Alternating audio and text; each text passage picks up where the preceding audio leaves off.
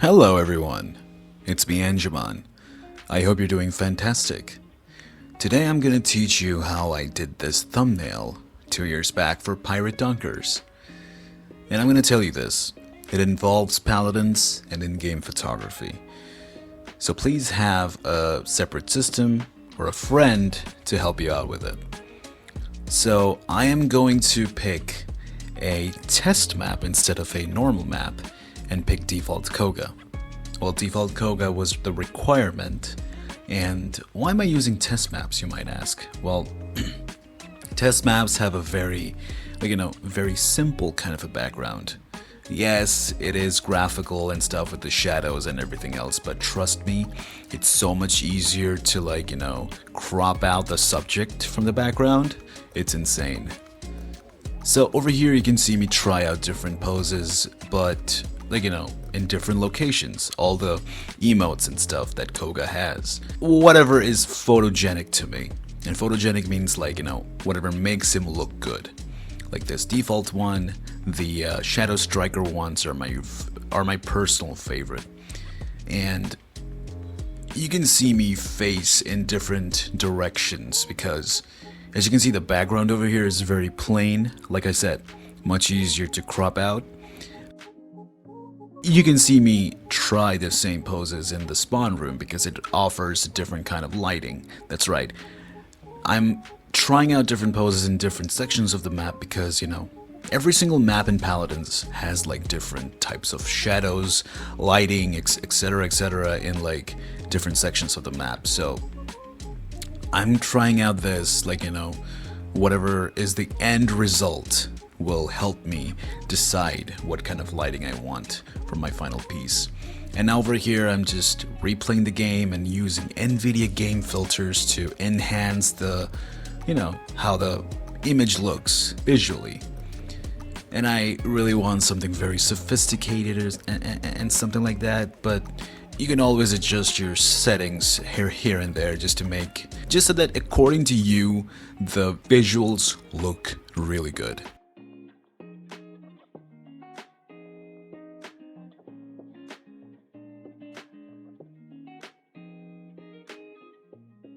And here I am in the same pose, trying out different shots with the lowest field of view. Why? Because it's very helpful taking close-up shots, and I have been taking close-up shots all my life.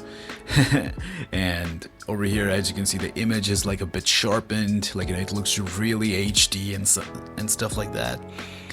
I think it'll look much better in higher end systems where you can add more filters using reshade and capture footage. So here you see me try out different poses. Over there is quite greenish, something very bright, and over here you can see the front part is very bright, but the back is very dark. So it's very natural kind of a lighting. So here is Koga with the different shots, different poses. Why am I taking different shots, you may ask? Well, take it as a resource library of yours. You may never know when a particular shot of a particular angle of the same emote may come into use in your future projects. For example, if I take this shot right now, you may never know if this ends up being in a sticker in the Paladins Discord server, or if anybody asks me to create another thumbnail, I can use a different pose from this one photo shoot that I did, which is very helpful, really. And here's another reason why I do Paladins Photography, to make thumbnails and other creative work. I don't know Blender, okay? I do not know Blender, but there's thousands of others, talented Blender artists like Mariam, Yaza, and so many others that skip my mind right now. Even Andrew Chicken is a Blender artist, really good one nonetheless. Also, you can try out different things with the champions, idle animation, etc. So now it's time to show you the collections. Here you go. Here is all the collection of the photos I took in one photo shoot. And this is quite the collection. as you can see. Lots of photos, lots of different angles. I think I end up using this one, but you know, let's see. So now it's time to show you the main thing that you guys came here for, the editing process. So let's begin. So I'm selecting a normal canvas size that is suitable for a YouTube thumbnail.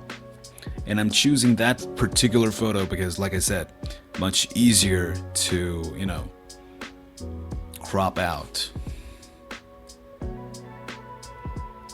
So now you just gotta do the simple, basic cropping out, you know, and then adding effects and whatnot. So here we have me, like, you know, cropping out Koga from the background, which is, yes, it's kind of like, you know, tough, but if you have a higher end system, a larger, like, you know, display, maybe the image quality will be 10 times higher than what I have. I have 1080p. If you have a 4K monitor, maybe the image size will be, you know, 10 times amazing.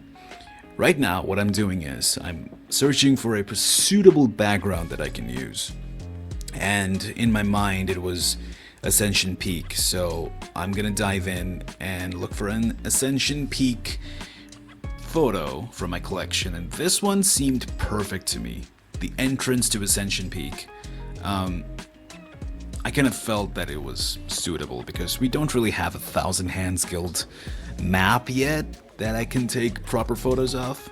Well, this one seemed very handy, so you know what? I just went on with it. And just doing some color adjustments here and there, adding some effects on the image in the background so that, you know, it looks significant to whatever the story I'm trying to, you know, show off to people. Adding some lighting effects here and there because, you know, let's add some dramatic effects here and there. Why not? Let's make this whole thing a bit of, you know, cinematic, dramatic, you know.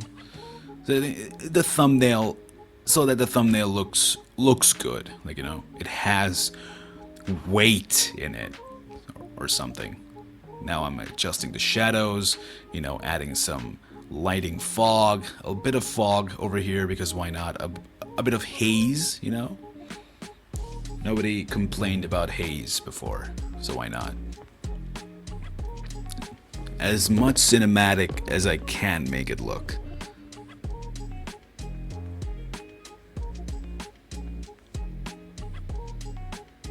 Highlighting the background as well because, you know, you don't want to, like, you know, downplay the background because, you know, the background is also important. Adjusting the pillars and stuff, make them look real shiny because, you know, Ascension Peak, it's a monastery, you know. Genos trains his students. It's amazing, really. One of my favorite maps of all time.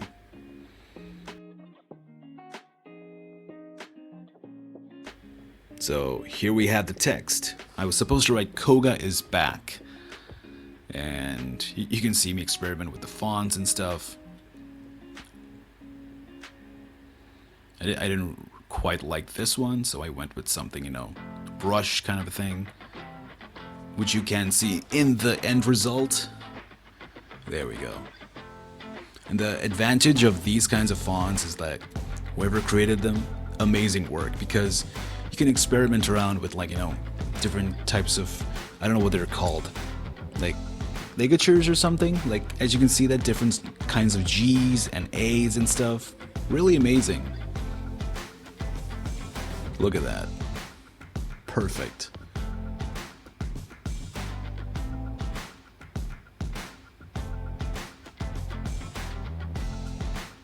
And here we have it.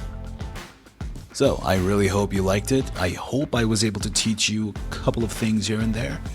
And if you have any questions, if you want to, like, you know, talk more regarding this, then let me know.